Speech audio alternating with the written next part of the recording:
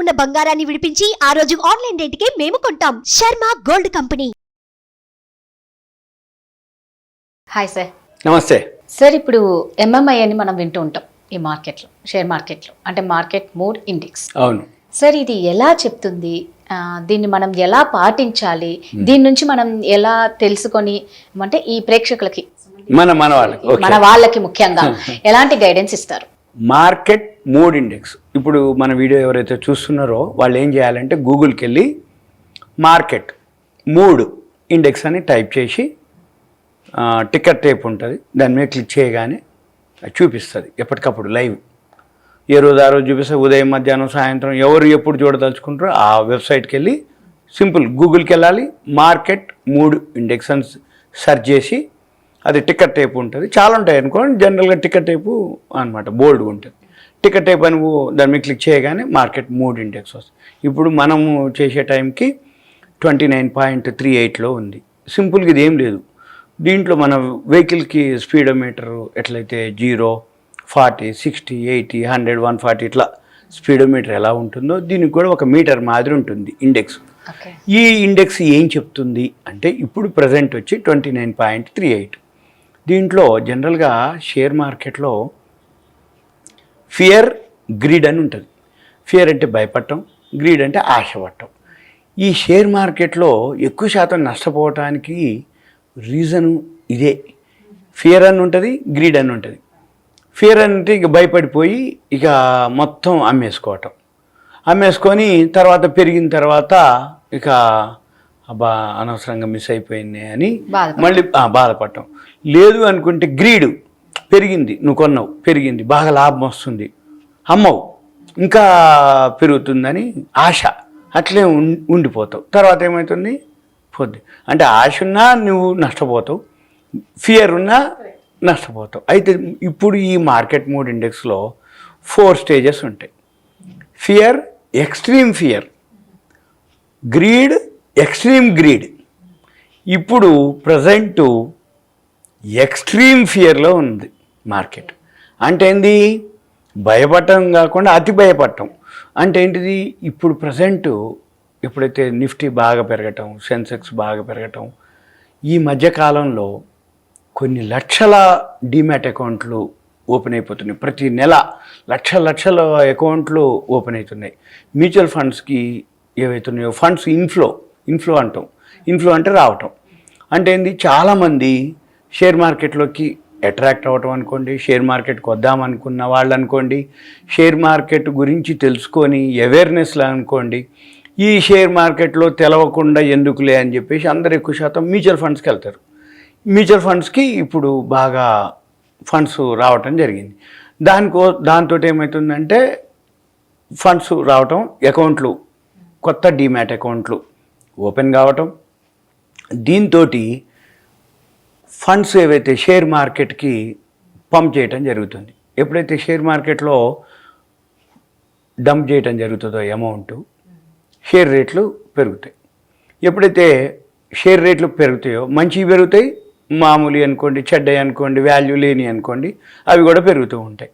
అయితే ఏదో ఒక టైంలో వాల్యూ ఉన్న షేర్లు పడతాయి. అంటే మార్కెట్ పడ్డప్పుడు వాల్యూ ఉన్నవి పడతాయి, మామూలువి కూడా పడతాయి. ఎప్పుడైతే ఆల్ టైమ్ హైకి బిఎస్సి, సెన్సెక్స్, నిఫ్టీ 20,000 దాటడం, 20,200 దాకా వచ్చింది నిఫ్టీ. ఎప్పుడైతే మార్కెట్ ఆల్ టైమ్ హైకి పోవటం జరిగిందో అక్కడ ప్రాఫిట్ బుకింగ్లు, కరెక్షన్ జరగటం, మార్కెట్ ఫాల్ కావటం స్టార్ట్ అవుతుంది. వీటితో పాటు ఈ యూరోప్ మార్కెట్లు, యుఎస్ మార్కెట్లు ఈ మధ్య కంటిన్యూగా పడటం, అమెరికా మార్కెట్లు మళ్ళీ వడ్డీ రేట్లు పెంచుతాము అని ఒక అనౌన్స్మెంటు. అంటే ఇన్ఫ్లేషన్ కంట్రోల్కి రావట్లేదు, ద్రవ్యోల్బణం. ఎప్పుడైతే ఇన్ఫ్లేషన్ కంట్రోల్కి లేదో వాళ్ళు మళ్ళీ మేము వడ్డీ రేట్లు పెంచటం అనేది ఒక న్యూసు. దీంతో మార్కెట్లు ఉంటాయి. ఇంకొకటి, జనరల్గా ఎప్పుడైనా కానీ సీజన్ అన్సీజన్ ఉంటుంది మన షేర్ మార్కెట్కి కూడా.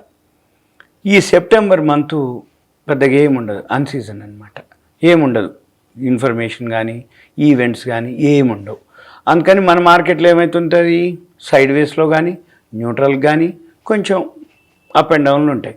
ఈ మధ్య కాలంలో మార్కెట్ ఒక 1000-1200 పాయింట్లు 1500 పాయింట్లు పెరగటం కానీ తగ్గటం కానీ అంటే 600-700 800 ఇట్లా దానికి కామన్ అయిపోయింది. ఏది పెరిగినా తగ్గినా అంత లేదు, అంటే దాని మూమెంట్ అట్లా వచ్చింది. అందుకని ఇప్పుడు ప్రజెంట్ మార్కెట్ మూడ్ ఇండెక్స్ వచ్చి 29.38.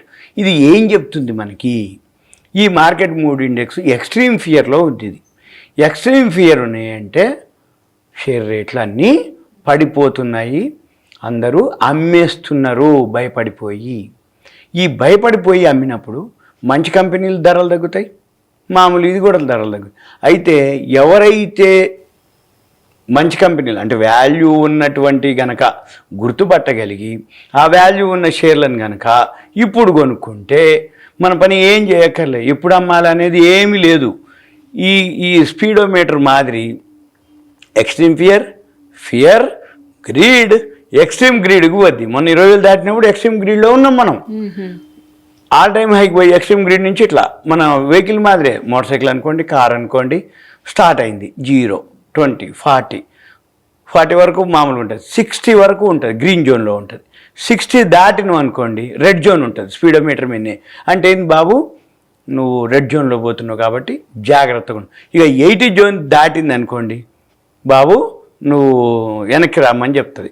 అంటే ఏంది, బండి స్పీడ్లో ఉన్నావు కాబట్టి మళ్ళీ నువ్వు కొంచెం వెనక్కి రమ్మని చెప్తుంది. అందుకని ఎక్కువ శాతం ఏం చేస్తారు, కార్ అయితే 60-80 మధ్యలో, మోటార్ సైకిల్ అయితే 40-60 మధ్యలో పోతే బండి సేఫ్ ఉంటుంది. ఏదైనా జరిగినా నువ్వు కూడా కంట్రోల్లో ఉంటుంది. ఇది కూడా మన మార్కెట్ కూడా ఇప్పుడు ఫియర్ గ్రీడ్ ఉంటే మామూలుగా ఉంటుంది. ఎక్స్ట్రీమ్ గ్రీడ్లోకి పోయినా ఫాల్ అవుతుంది, ఎక్స్ట్రీమ్ ఫియర్లోకి పోతే మళ్ళీ పెరిగే అవకాశాలు చాలా ఉంటాయి. అంటే ఇప్పుడు ఎక్స్ట్రీమ్ ఫియర్కి ఎప్పుడైతే మార్కెట్ వచ్చిందో వాల్యూ ఉన్న షేర్స్ కూడా పడ్డాయి. ఈ వాల్యూ ఉన్న షేర్స్ పడగానే మనం ఏం ప్యానిక్ అవ్వక్కర్లే. వాల్యూ ఉన్న షేర్స్ని వాల్యూ ఉన్నాయి చూసుకొని మనం ఏం చేయాలి, బైలోకి వెళ్ళాలి, అంటే కొనుక్కోవాలి. కొనుక్కుంటే ఎన్నాళ్ళు అక్కర్లే. రేపు అక్టోబర్లో సెకండ్ క్వార్టర్, మనకి 4 క్వార్టర్లు ఉంటాయి. ఏప్రిల్, మే, జూన్, జూలైలో ఫస్ట్ క్వార్టర్ రిజల్ట్స్ వస్తాయి. జూలై, ఆగస్టు, సెప్టెంబర్, అక్టోబర్లో సెకండ్ క్వార్టర్ రిజల్ట్స్ వస్తాయి.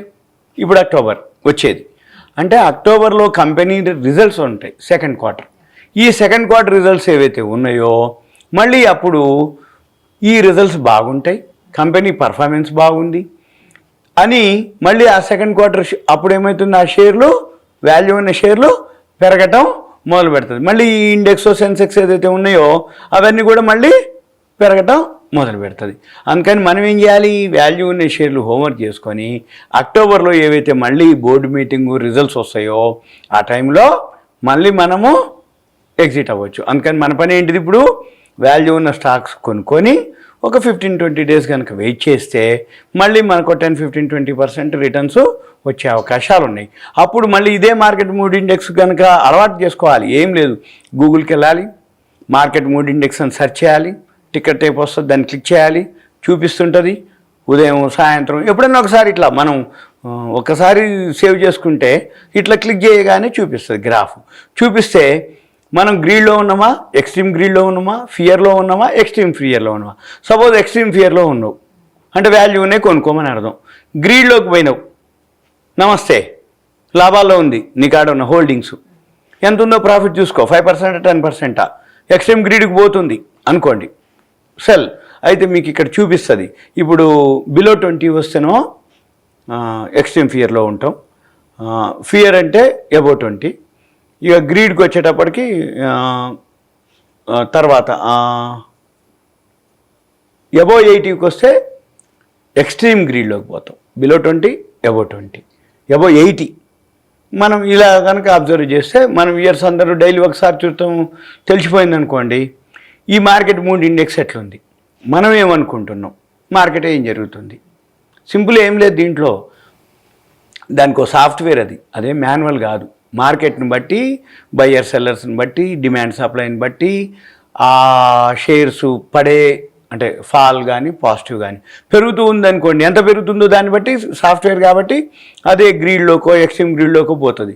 పడుతూ ఉందనుకోండి అదే ఎక్స్ట్రీమ్ ఫీల్, అంతే తప్ప అట్లెట్లుంటుంది ఇట్లెట్లుంటుంది, అదే ఎందుకుంది ఇది ఎందుకుంటుంది అని మనకు కావాలి అనుకుంటే చెక్ చేసుకోవచ్చు. ఇది ఒకటే కాదు, టికెట్ అయిపోయి కాదు, మీరు ఇంకా గూగుల్కి వెళ్ళి మార్కెట్ మూడ్ ఇండెక్స్ అంటే చాలా చాలా వస్తాయి. ఒక 1% 2% అటు ఇటుగా. ఇప్పుడు టికెట్ టేబుల్లో 29.38 చూపించింది, ఇంకో 1% అటు ఇటు చూపిస్తుంది. కానీ ఇది 30 ఉంటే అది 70లు 80లు చూపించదు. ఏ స్పీడ్ ఆఫ్ అయిన వెహికల్ అంతే కదా. ఇప్పుడు కారు పోయినావు, నీ కారు అయితే స్పీడ్ని బట్టే చూపిస్తుంది తప్ప 60 పోతే 80 చూపించడం, 80 పోతే 100 చూపించడం, లేకపోతే 40 పోతే 20 చూపించడం ఉండదు. ఇది కూడా అంతే. Okay, thank you so much. Suman TV ప్రేక్షకులకు ధన్యవాదాలు. Thank you.